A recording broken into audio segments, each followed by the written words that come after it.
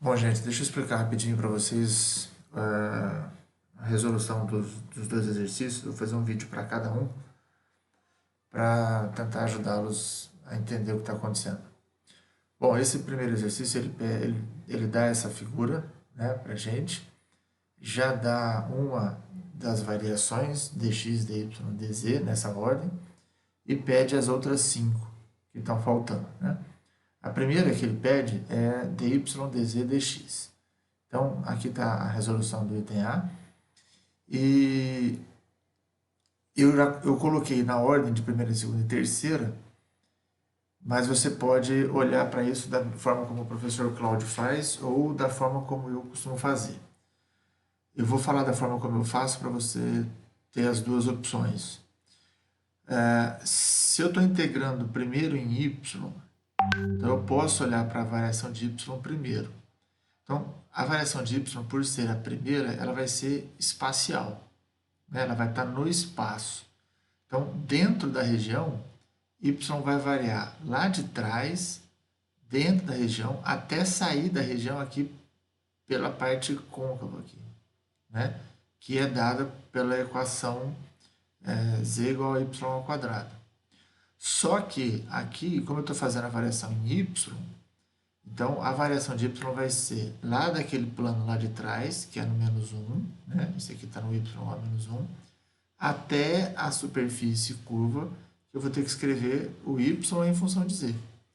Né? Aqui eu estou dando z em função de y, eu preciso achar a inversa disso.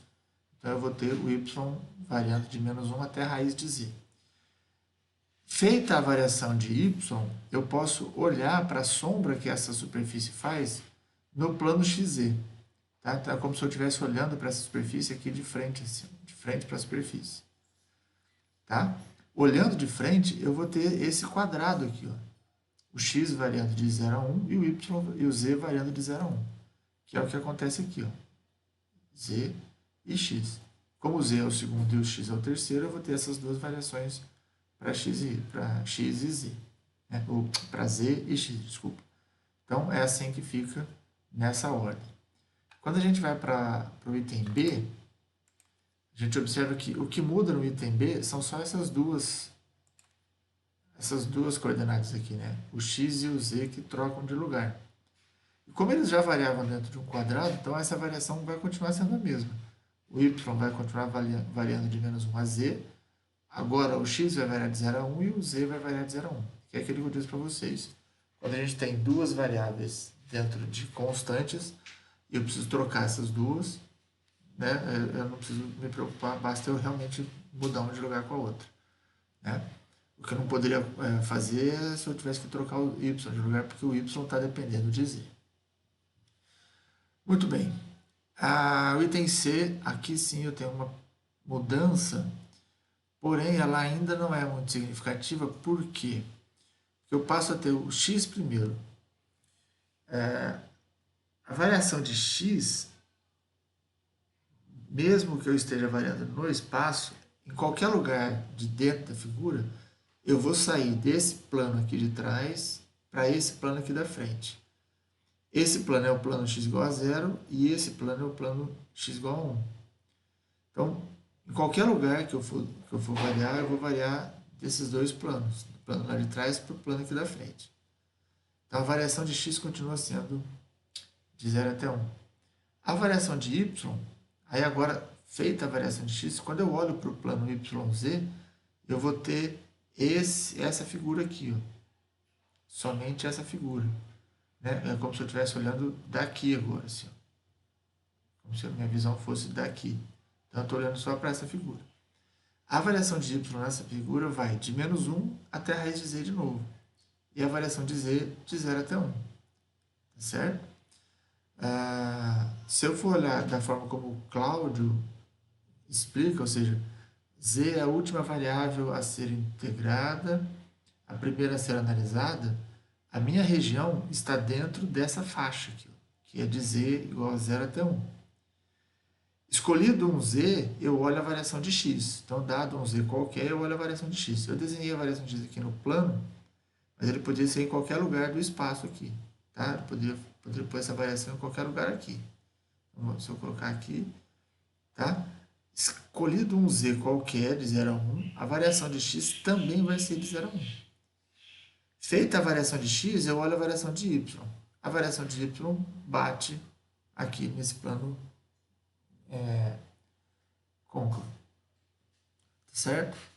Então, essa fica a variação de x, y e z.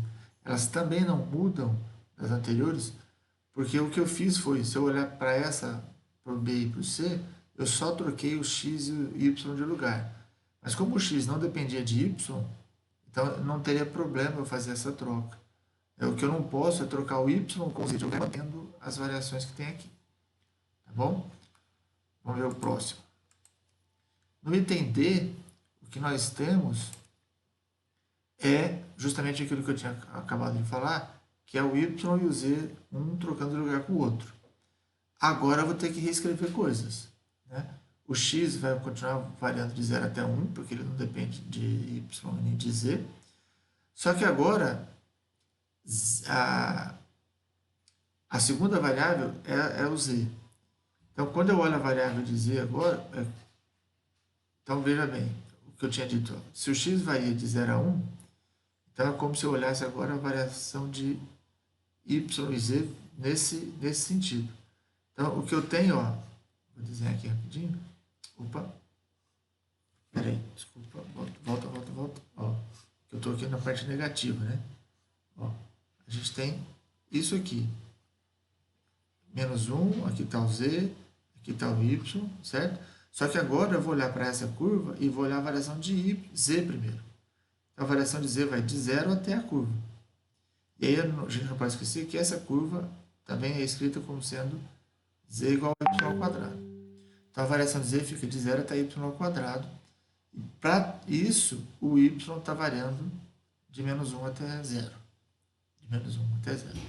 Se eu for olhar isso da forma como o professor Cláudio olha, é o que eu tenho, o que eu escrevi aqui, ó.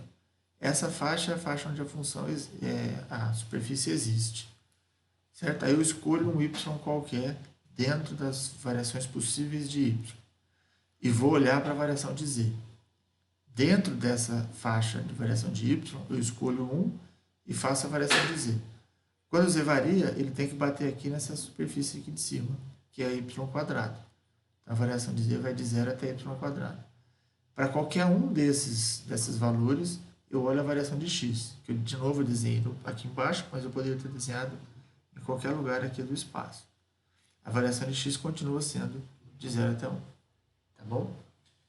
E a última das variações, o que eu troco é o z com o x dessa anterior. Mas, de novo, como o z e o x um não dependem do outro, basta que eu os troque de lugar. A variação de z continua sendo de 0 até y ao quadrado, a de x continua sendo de 0 até 1, e a de y continua sendo de menos 1 até 0. Tá bom? Espero que tenha ajudado. Até o próximo.